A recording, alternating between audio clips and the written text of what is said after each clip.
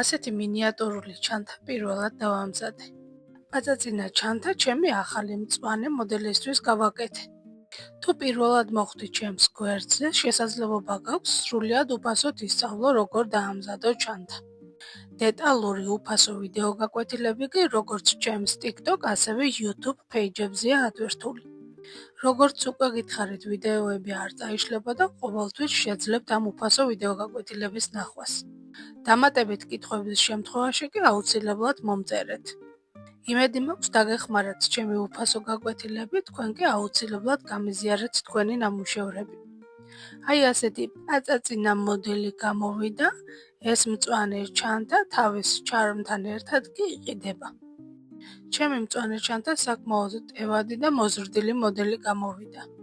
არ დაგავიწყდეთ ვიდეოების შენახვა და ჩემი არხის გამოწერა. იმედი მაქვს მოგეწონათ ჩემი ეს იდეა ვიდეო გაკვეთილების გაზიარებასთან დაკავშირებით.